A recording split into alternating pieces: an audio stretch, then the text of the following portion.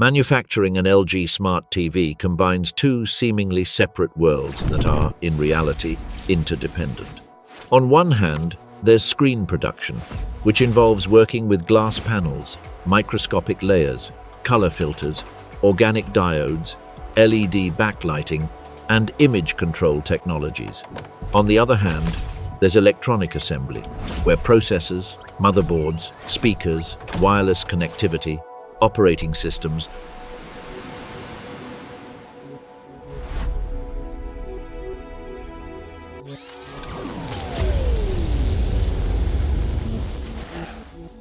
and quality controls are integrated, transforming a simple screen into a smart entertainment hub. The most important part of a smart TV is the panel. It's the component that determines image quality, contrast, brightness, colors, viewing angle, and a significant portion of the product's final price. At an LG factory, the process begins long before the television takes the form of a television. It starts with extremely clean, flat, and thin sheets of glass, prepared to receive electronic and optical layers with microscopic precision. In traditional LCD and LED models, the panel works by controlling the passage of light. The image isn't produced directly from each pixel, but rather through a backlight, color filters, liquid crystals, and polarizing layers. The white light generated by the LEDs passes through these layers and is modified to form the red, green, and blue colors that make up each point of the image. In OLED models, the process is different. Each pixel can emit its own light, allowing individual areas to be turned off, resulting in deeper blacks, greater contrast, and a more accurate image in dark scenes. To manufacture the panel, the glass sheets pass through controlled environment areas known as clean rooms. There, the amount of airborne dust is reduced to a minimum, because even a particle invisible to the human eye can become trapped between layers and cause blemishes, lines, dead spots, or lighting problems. Workers enter wearing special suits, gloves, masks, and anti-static equipment, while robots transport the panels to avoid direct human contact. The glass is cleaned using chemical and mechanical processes. Residues, grease, particles, and electrical charges are removed. Then the deposition of thin layers begins. At this stage, conductive, insulating, and semiconducting materials are applied to the surface.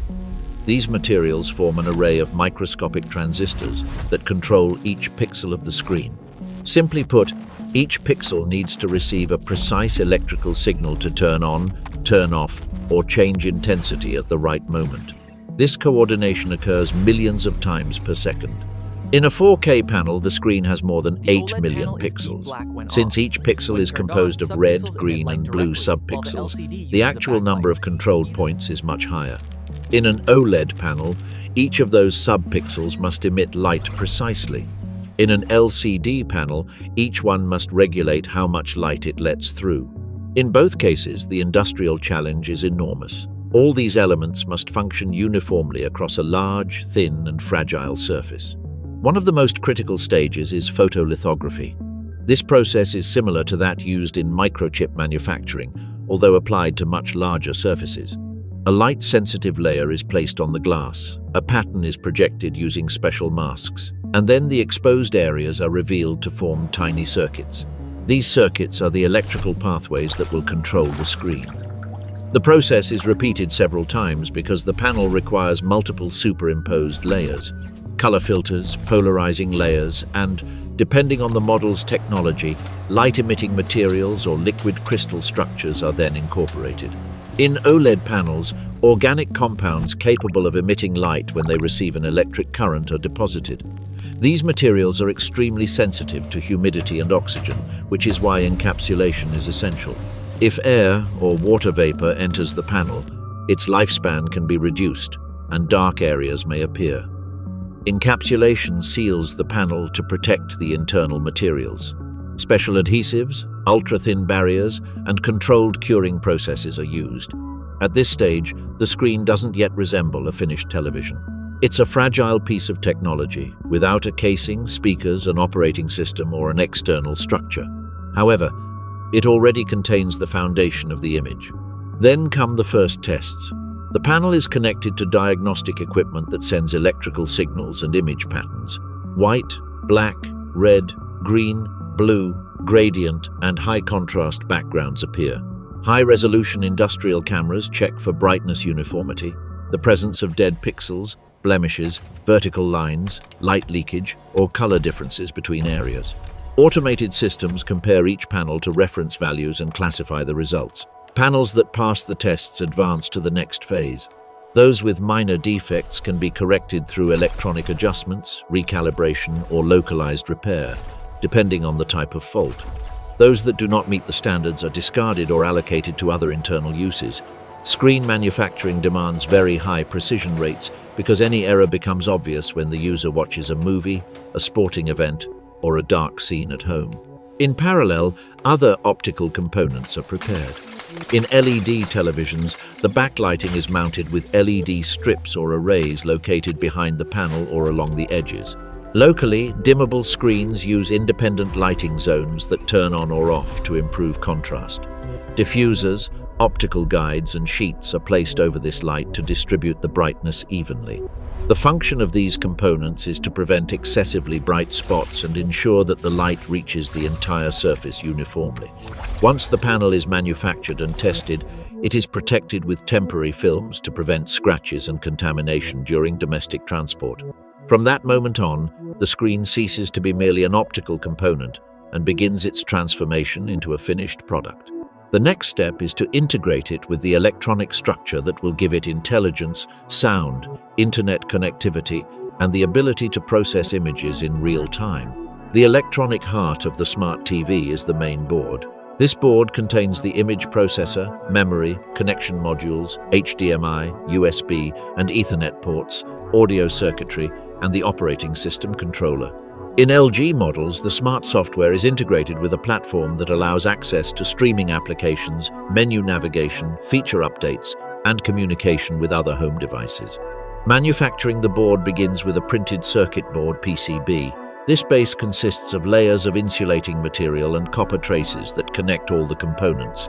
Chips, capacitors, resistors, voltage regulators, connectors, and wireless modules are then placed on top of it.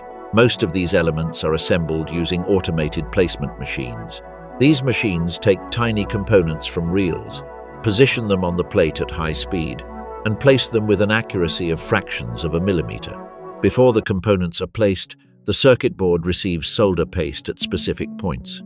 The paste is applied using a metal stencil that deposits material only in the areas where the electrical connection will be made. The board then passes through surface mount machines.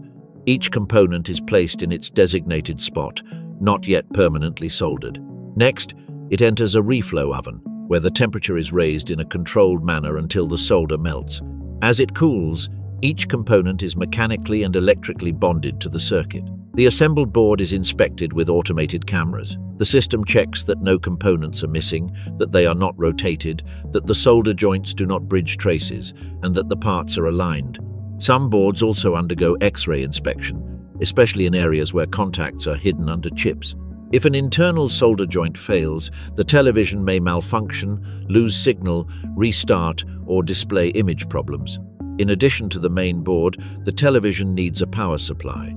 This converts the mains electricity into different internal voltages. A smart TV uses different voltages for the panel, processor, speakers, ports, and backlight.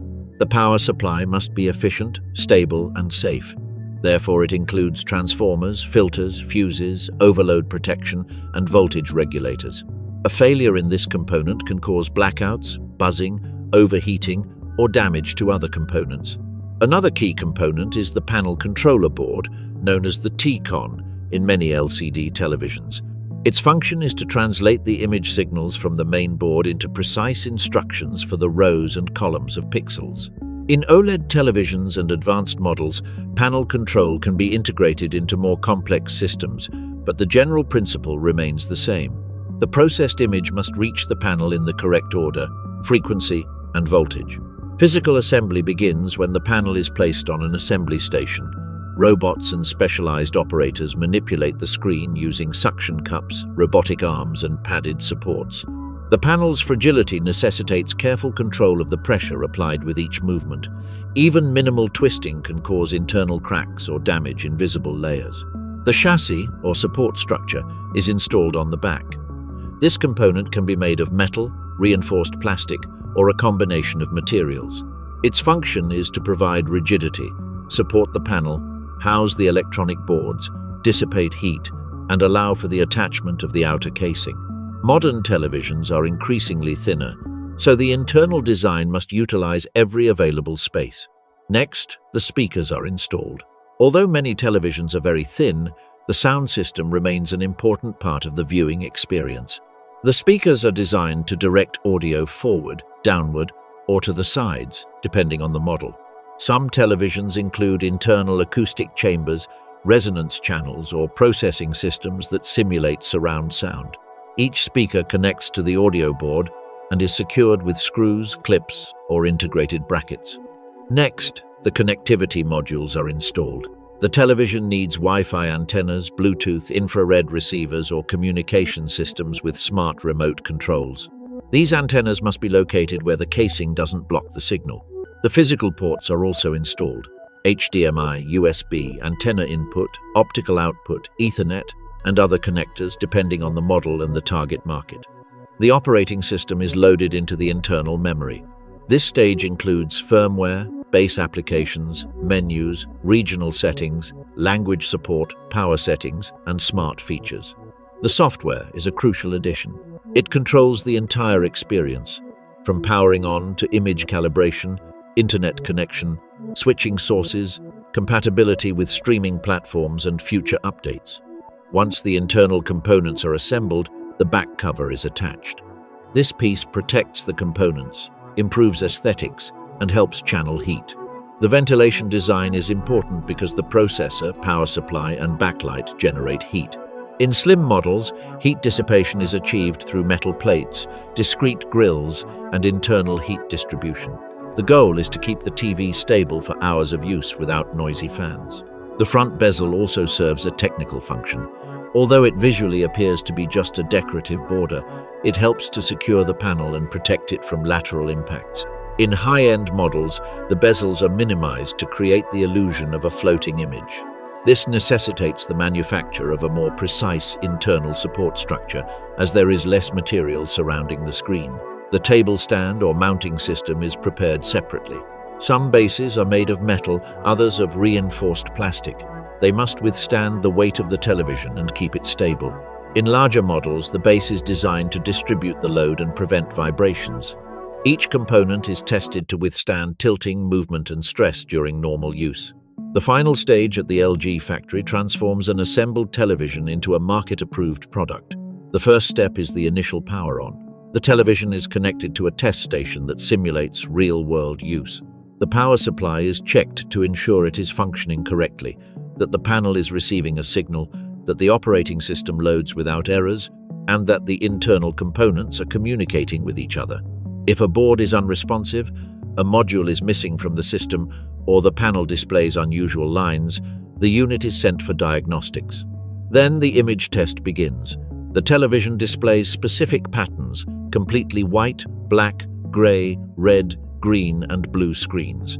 These patterns allow for the detection of defective pixels, blemishes, areas of uneven brightness, light leakage, vertical banding, color variations, and uniformity issues. In an inspection room, calibrated cameras capture the screen and compare the results to established parameters. Color calibration is a fundamental part of the process.